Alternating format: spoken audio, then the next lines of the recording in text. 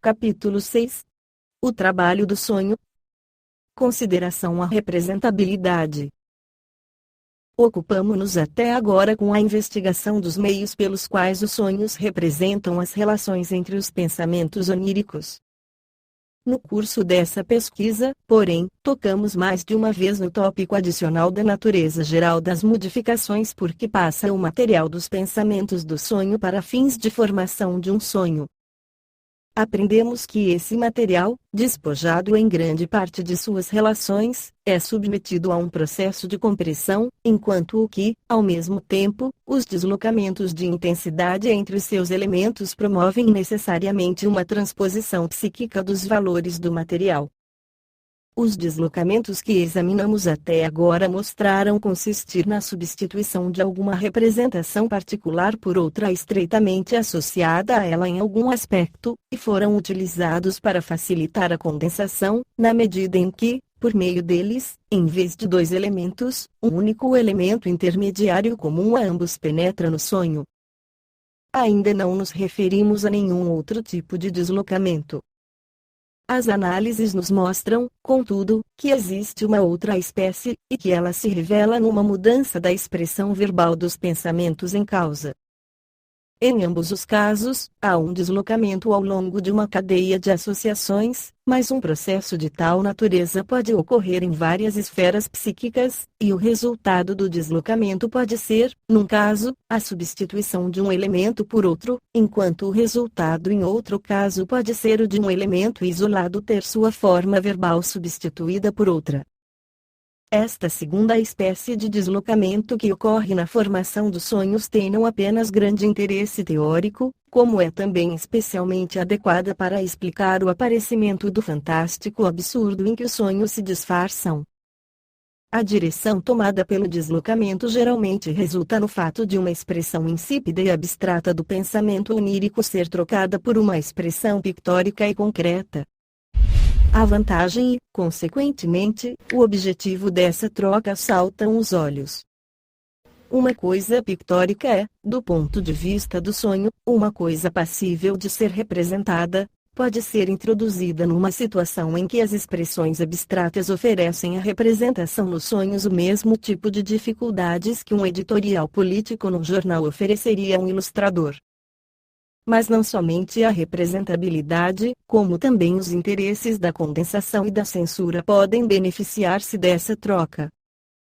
Um pensamento onírico não é utilizável enquanto expresso em forma abstrata, mas, uma vez que tenha sido transformado em linguagem pictórica, os contrastes e identificações do tipo que o trabalho do sonho requer, e que ele cria quando já não estão presentes, podem ser estabelecidos com mais facilidade do que antes entre a nova forma de expressão e o restante do material subjacente ao sonho. Isso se dá porque, em todas as línguas, os termos concretos, em decorrência da história de seu desenvolvimento, são mais ricos em associações do que os conceituais. Podemos supor que boa parte do trabalho intermediário executado durante a formação de um sonho, que procura reduzir os pensamentos oníricos dispersos à expressão mais sucinta e unificada possível, se processe no sentido de encontrar transformações verbais apropriadas para os pensamentos isolados. Qualquer pensamento cuja forma de expressão porventura seja fixa, por outras razões, atua de maneira determinante e seletiva sobre as possíveis formas de expressão destinadas aos outros pensamentos, e talvez o faça desde o início, como ocorre ao se compor um poema. Quando um poema tem de ser escrito em rimas, o segundo verso de um dístico é limitado por duas condições. Precisa expressar um significado apropriado e a expressão desse significado deve rimar com o primeiro verso. Sem dúvida, o melhor poema será aquele em que deixarmos de notar a intenção de encontrar uma rima, em que os dois pensamentos, por influência mútua, tiverem escolhido desde o início uma expressão verbal que permita surgir uma rima com apenas um ligeiro ajustamento subsequente. Em alguns casos, esse tipo de mudança de expressão ajuda a condensação onírica ainda mais diretamente, descobrindo uma forma de palavras que, devido à sua ambiguidade, seja capaz de dar expressão a mais de um dos pensamentos do sonho. Dessa maneira, todo o campo do xiste verbal é posto à disposição do trabalho do sonho. Não há por que nos surpreendermos com o papel desempenhado pelas palavras na formação dos sonhos. As palavras, por serem o ponto nodal de numerosas representações, podem ser consideradas como predestinadas à ambiguidade, e as neuroses, por exemplo, na estruturação de obsessões e fobias, não menos do que os sonhos, servem-se à vontade das vantagens assim oferecidas pelas palavras para fins de condensação e disfarce. É fácil demonstrar que também a distorção do sonho se beneficia do deslocamento de expressão. Quando uma palavra ambígua é empregada em lugar de duas inequívocas, o resultado é desnorteador, e quando nosso sóbrio método cotidiano de expressão é substituído por um método pictórico, nossa compreensão fica paralisada, particularmente visto que um sonho nunca nos diz se seus elementos devem ser interpretados literalmente ou num sentido figurado, ou se devem ser ligados ao material dos pensamentos oníricos diretamente ou por intermédio de alguma locução intercalada. Ao se interpretar qualquer elemento onírico, é em geral duvidoso, a. se ele deve ser tomado num sentido positivo ou negativo, como uma relação antitética, b. se deve ser interpretado historicamente, como uma lembrança, c. se deve ser interpretado simbolicamente, ou d. se sua interpretação deve depender de seu enunciado. Contudo, apesar de toda essa ambiguidade, é lícito dizer que as produções do trabalho do sonho, que, convém lembrar, não são feitas com a intenção de serem entendidas, não apresentam a seus tradutores maior dificuldade do que as antigas inscrições hieroglíficas àqueles que procuram lê-las. Já apresentei vários exemplos de representações nos sonhos que só se mantêm unidas pela ambiguidade de seu enunciado. Por exemplo, ela abriu a boca como devia no sonho da injeção de Irma, e afinal, não pude ir, no sonho que citei por último. Registrarei agora um sonho em que um papel considerável foi desempenhado pela transformação de pensamentos abstratos em imagens. A distinção entre esse tipo de interpretação dos sonhos e a interpretação por meio do simbolismo pode ainda ser traçada com muita nitidez. No caso da interpretação simbólica dos sonhos, a chave da simbolização é arbitrariamente escolhida pelo intérprete, ao passo que, em nossos casos de disfarce verbal, as chaves são geralmente conhecidas e estabelecidas pelo uso linguístico firmemente consagrado. Quando se dispõe de ideia certa no momento exato, é possível solucionar no todo ou em parte esse tipo de sonhos, até mesmo independentemente das informações do sonhador. Uma senhora conhecida minha teve o seguinte sonho: ela estava na ópera. Encenava-se uma ópera de Wagner, que durara até 15 para as 8 da manhã. Havia mesas postas nas primeiras filas da plateia, onde as pessoas estavam comendo e bebendo.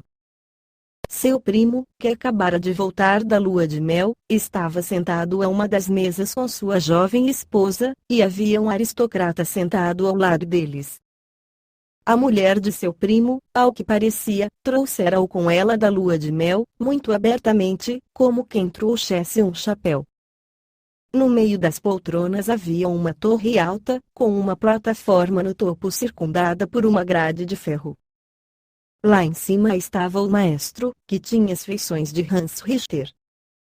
Ele corria em círculos junto à grade e transpirava violentamente, e dessa posição regia a orquestra, que estava agrupada em torno da base da torre. Ela própria estava sentada num camarote com uma amiga, que eu conhecia. Sua irmã mais nova queria, das poltronas, entregar-lhe um grande pedaço de carvão, sob a alegação de que ela não sabia que iria demorar tanto, e àquela altura devia estar simplesmente congelando. Como se os camarotes precisassem ser aquecidos durante o longo espetáculo. Muito embora tivesse bem focalizado numa única situação, o sonho, sob outros aspectos, era bastante absurdo. A torre no meio da plateia, por exemplo, com o maestro regendo a orquestra lá do alto. E, acima de tudo, o carvão que sua irmã lhe entregou. Abstive-me deliberadamente de pedir uma análise do sonho. Mas, como tivesse algum conhecimento das relações pessoais da sonhadora, pude interpretar certas partes do sonho independentemente dela. Eu sabia que ela simpatizara muito com um músico cuja carreira fora prematuramente interrompida pela loucura.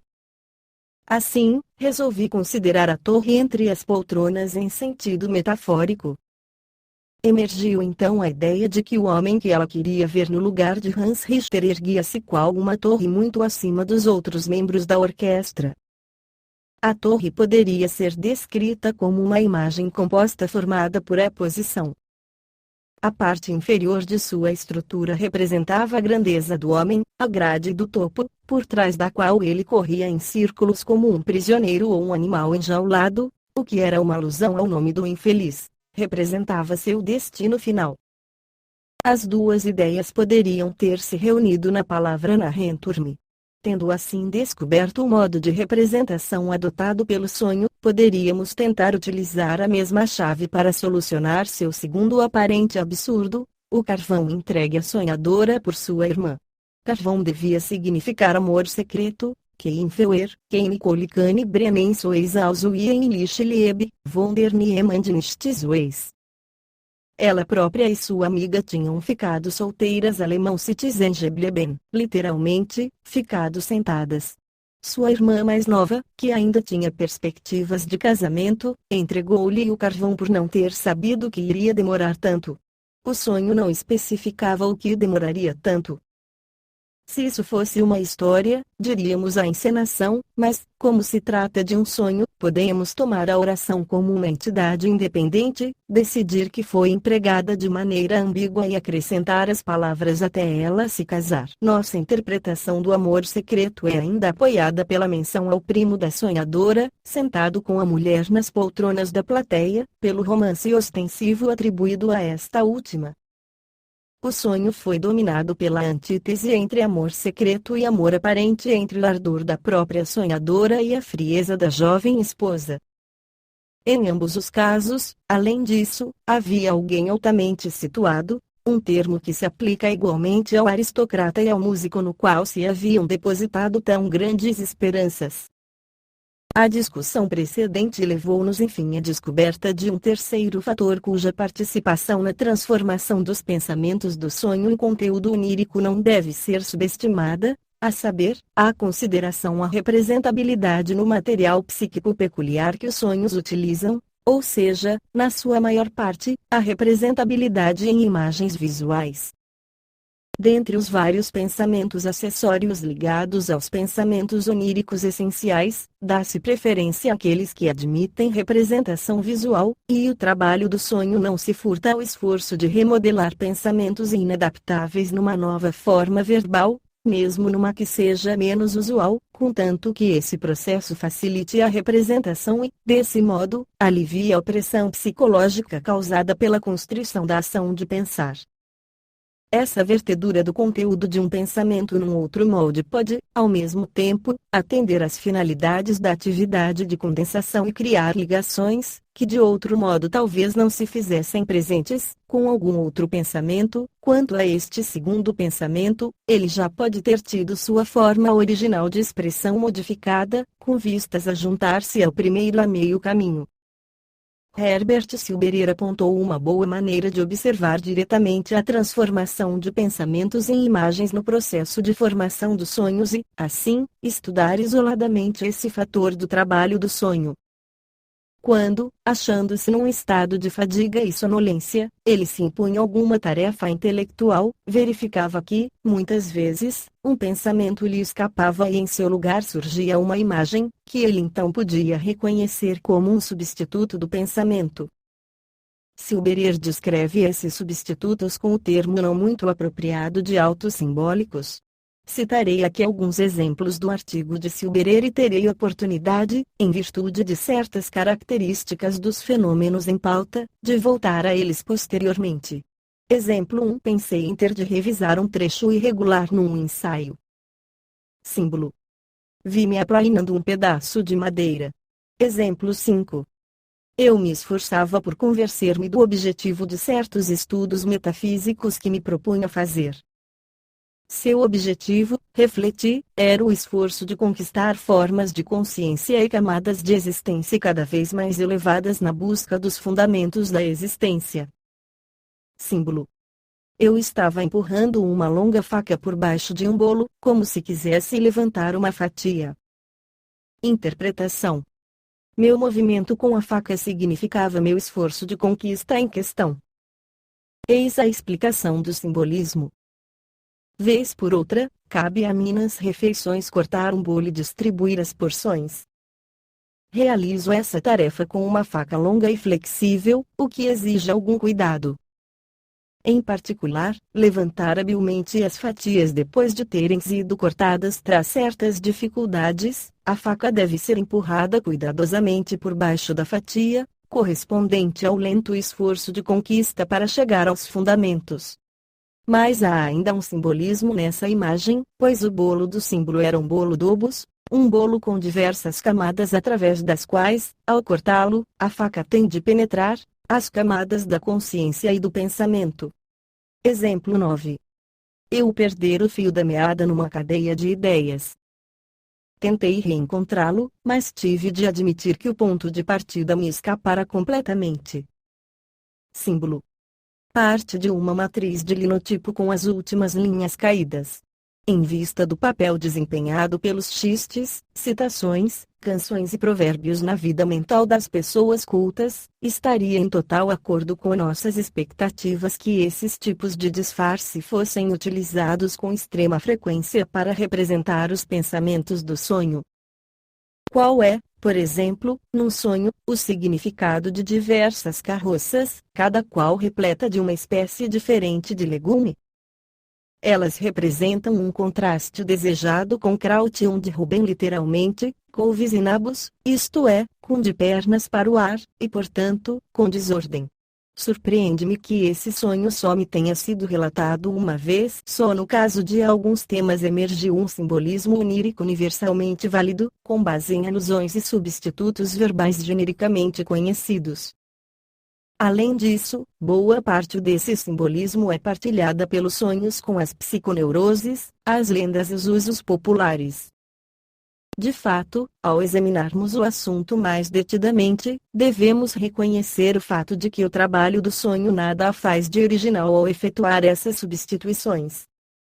Para atingir seus objetivos, neste caso, possibilitar uma representação tolhida pela censura, ele simplesmente percorre as vias que já encontra estabelecidas no inconsciente, e dá preferência às transformações do material recalcado que também se podem tornar conscientes sob a forma de xistes ou alusões, e de que se acham tão repletas as fantasias dos pacientes neuróticos. Neste ponto, chegamos de repente ao entendimento das interpretações de sonhos feitas por Scherner, cuja exatidão essencial defendi em outros trechos. A preocupação da imaginação com o corpo do próprio sujeito de modo algum é peculiar aos sonhos ou característica apenas deles. Minhas análises têm me indicado que ele está habitualmente presente nos pensamentos inconscientes dos neuróticos e que deriva da curiosidade sexual, a qual, nos rapazes ou moças em crescimento, volta-se para os órgãos genitais do sexo oposto e também para os do próprio sexo. Tampouco a casa, como acertadamente insistiram Scherner e Volkelt, é o único círculo de representações empregado para simbolizar o corpo, e isto se aplica tanto aos sonhos quanto às fantasias inconscientes da neurose. É verdade que conheço pacientes que preservaram o simbolismo arquitetônico para o corpo e os órgãos genitais. O interesse sexual estende-se muito além da esfera da genitália externa. Para esses pacientes, os pilares e as colunas representam as pernas, como nos Cânticos de Salomão, todo portão representa um dos orifícios corporais, um buraco, todo encanamento de água é um lembrete do aparelho urinário, e assim por diante. Mas o círculo de representações que gira em torno da vida das plantas ou da cozinha pode, com igual presteza, ser escolhido para ocultar imagens sexuais. No primeiro caso, o caminho foi bem preparado pelo uso linguístico, ele próprio um precipitado de símiles imaginativos que remontam à longínqua antiguidade, por exemplo, a vinha do Senhor, a semente e o jardim da donzela nos Cânticos de Salomão. Os detalhes mais repulsivos e também os mais íntimos da vida sexual podem ser pensados e sonhados em alusões aparentemente inocentes atividades culinárias, e os sintomas da histeria jamais poderiam ser interpretados se nos esquecêssemos de que o simbolismo sexual pode encontrar seu melhor esconderijo por trás do que é corriqueiro e inconspícuo. Há um sentido sexual válido por trás da intolerância da criança neurótica ao sangue ou à carne crua ou de suas náuseas ante a visão de ovos ou macarrão, e por trás do enorme exagero, nos neuróticos, do natural horror humano às cobras. Sempre que as neuroses se valem de disfarces, estão percorrendo trilhas por onde passou toda a humanidade nas épocas mais remotas da civilização, trilhas de cuja continuada existência em nossos dias, sob o mais diáfano dos véus, encontram-se provas nos usos linguísticos, nas superstições e nos costumes. Insiro aqui o florido sonho de uma de minhas pacientes que já prometi registrar. Indiquei por meio de grifo os seus elementos que devem receber uma interpretação sexual. A sonhadora perdeu muito de sua simpatia por esse lindo sonho depois que ele foi interpretado. Sonho introdutório. Ela entrou na cozinha, onde estavam suas duas empregadas, e as repreendeu por não terem aprontado sua comidinha. Ao mesmo tempo, viu uma grande quantidade de louça emborcada para secar, louça comum de barro amontoada em pilhas. Acréscimo posterior. As duas empregadas foram buscar água e tiveram de entrar numa espécie de rio que chegava até bem junto da casa, entrando pelo quintal. Sonho principal. Ela estava descendo de uma elevação sobre umas paliçadas ou cercas de construção estranha reunidas sob grandes painéis e que consistiam em quadradinhos de pau a pique. Não eram feitos para se subir, ela teve dificuldade em encontrar um lugar onde pôr os pés e ficou contente por seu vestido não ter se prendido em lugar nenhum, de modo que ela continuou à medida que prosseguia. Ela segurava um grande ramo na mão, na realidade, era como uma árvore, todo recoberto de flores vermelhas que se ramificavam e espalhavam. Havia uma ideia de que fossem flores de cerejeira, mas também pareciam camélias duplas, embora, é claro, estas não cresçam em árvores. Ao descer, ela estava primeiro com uma, depois, de repente, com duas, e depois com uma outra vez. Ao chegar lá embaixo, as flores da parte inferior já estavam bem desbotadas. Então, depois que já havia descido, ela viu um criado que, sentiu-se inclinada a dizer, estava penteando uma árvore semelhante, ou seja, estava usando um pedaço de madeira para arrancar umas mechas espessas de cabelo que dela pendiam como musgo. Outros trabalhadores haviam cortado ramos semelhantes de um jardim e tinham-nos jogado na estrada, onde ficaram caídos, de modo que muitas pessoas pegaram alguns. Mas ela perguntou se isso estava certo, se poderia pegar um também. Um homem jovem, alguém que ela conhecia, um forasteiro, estava de pé no jardim. Dirigiu-se a ele para perguntar de que modo tais ramos poderiam ser transplantados para seu próprio jardim. Ele abraçou, ao que ela se debateu e perguntou o que ele estava pensando, e se achava que podiam abraçá-la daquela maneira. Ele lhe disse que não havia mal nenhum, que era permitido. Em seguida, disse estar disposto a entrar no outro jardim com ela, para lhe mostrar como era feito o plantio, e acrescentou algo que ela não conseguiu entender bem: seja como for, preciso de 3 jardas. Depois ela forneceu esse dado como 3 jardas quadradas, ou 3 braças de terra. Era como se ele lhe estivesse pedindo alguma coisa em troca de sua boa vontade, como se pretendesse recompensar-se no jardim dela, ou como se quisesse burlar alguma lei, para tirar vantagem disso sem causar mal a ela.